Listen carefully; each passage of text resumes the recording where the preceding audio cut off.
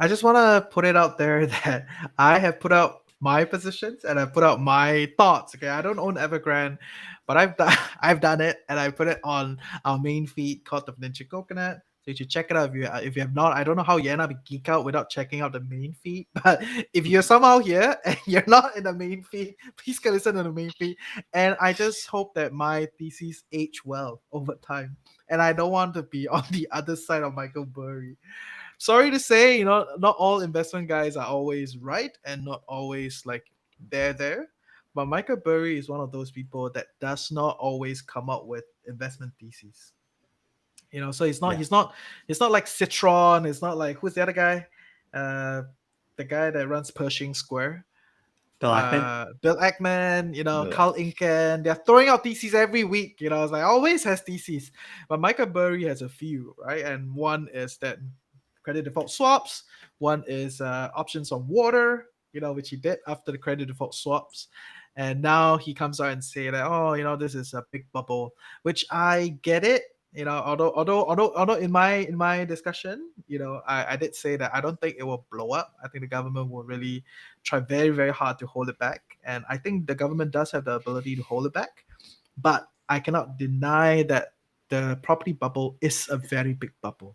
I've lived there, I've traveled around, and I have physically seen those kind of areas where they're just like, what the hell is going on here? All right. So it's like big empty apartments, like a whole estate, I wouldn't even call it estate, like a whole town, a whole city that has nothing much going on. So all these phantom apartments and phantom property buildings, it's true, and it's there, right? And it's taking up a lot of debt, both in the consumers and both in the corporate debt structure, right? So you see a lot of that happening.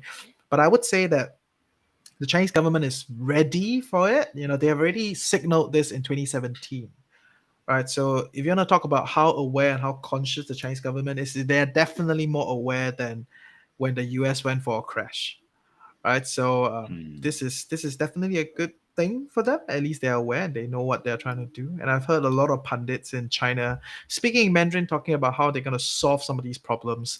And because the debt is denominated in RMB, we cannot lie to ourselves. Because the debts are denominated in RMB, they have the full ability to essentially kind of squeeze out the debt and pump in new liquidity. Some people will get hurt. The market will shake. It's not gonna be a cruise. There'll be a lot of problems, but I don't think it'll be as bad. But I really hope whatever I said age well, because it's Michael Burry, right, guys? Yeah, it is.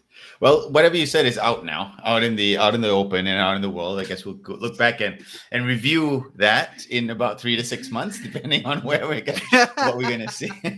Yes. Please be opportunistic, but not overly capitalized. Okay, like you can always be opportunistic as an individual. Okay, but I still have to say it's not recommendation.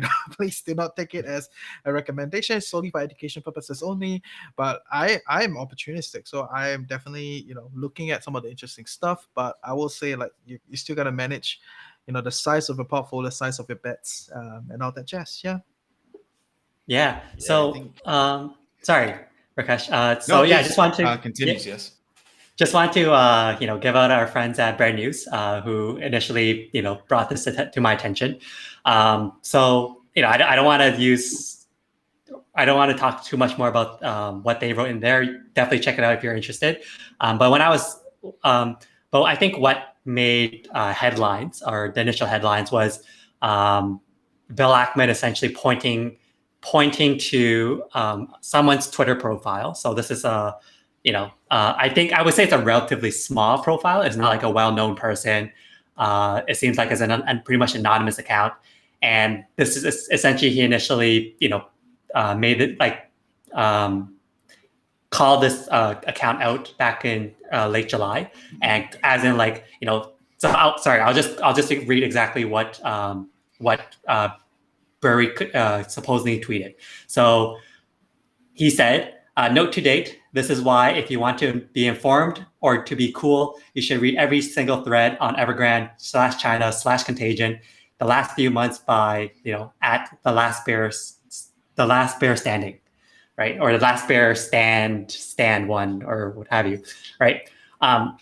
So I went through the guy's profile, checked out a few of his tweets, a lot of information, haven't actually read it all.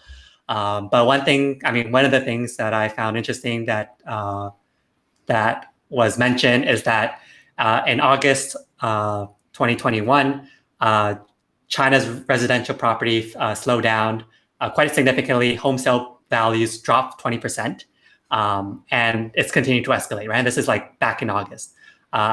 So as someone who's been in the market before, as someone who's buying a property, you're typically putting down some sort of deposit, right? And usually that deposit's, depending on where you live, it could be anywhere from like 5% to 30%, right? So if your property value's already dropped 20%, essentially, in a sense, like your deposit just got wiped out.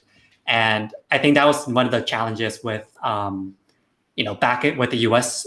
Side of things, right? When people were living in property values or in properties, or if they had properties that were costing more from a loan perspective than the actual property value after the implosion, right? So I think that from that perspective, I'm very curious to see what will happen, with the market and how all these people are like who've taken out all these different loans would essentially view, how would they act, right? Will they act similar to the US, where they just started walking away and just letting it default, which then became, a cascading issue? Or will the Chinese government somehow be able to like step in and limit that exposure?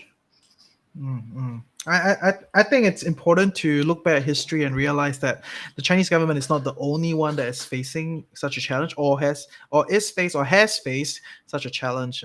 You see that in the early days of Korea trying to develop, all your property crashes and all that. Literally, the whole property coming down. Yeah, I know some people are seeing viral videos of like, China anyhow built property. But actually, Korea went through that same shit.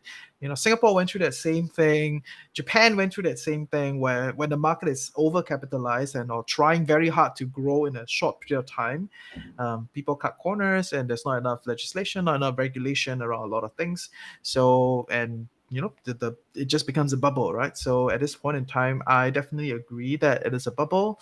My fundamental divergence is that there is no complicated derivative situation, or at least there's no complicated derivative situation relative to what was happening in the 08 mortgage crisis, right? So we will see. But I just want to put it out there that I don't think you'll see a lot of Chinese people sleeping on the streets. Okay, don't worry about that. A lot of them will go back to their hometown, right? And if you want to learn more about that, really, really, really, you must understand the revolution and the kind of land reform that went through during China's rise to where it is today, right? So there was an early day when there was a lot of problems and they were going through revolution. And during the period of revolution, the people actually got back their land. So it's very different from the situation in the US, where there were a few major landowners and there were a lot of slaves. And when you liberalize, you allow the slaves to go out, they don't own land. So they have to concentrate in the city where jobs are, right? So, or they have to go to wherever jobs are, and they don't actually have whatever, equity in the physical land itself, and they don't have homes, in rural parts of the country. Where in China, because of the revolution, a lot of people own land. Okay, I don't be surprised that some of them have already sold it and all that over the process of capitalization. But a lot of the rural guys, they have equity in the physical land, right? So they can go back. They're very big houses back in their hometown, and that's the interesting part. That's structurally different from the US, right? So that is very interesting things. Please check out our episode. Yeah, see ya. Yeah, no, I think that's fair. Exactly. So I think the culture is very, very different. Let's see. It's definitely going to be volatile. I think for me, it's just seeing where it's going to go, how it's going to affect the U.S. market or any other market for that matter, because confidence is a major factor. And given what China is doing with cryptocurrency, is money going to flow from there to crypto? Is crypto effectively going back? Right. That's an additional variable that we don't necessarily have to talk about now, but it's also something just to say, okay, moving towards quite a volatile area, quite a volatile time. And we just need to see as the news comes along.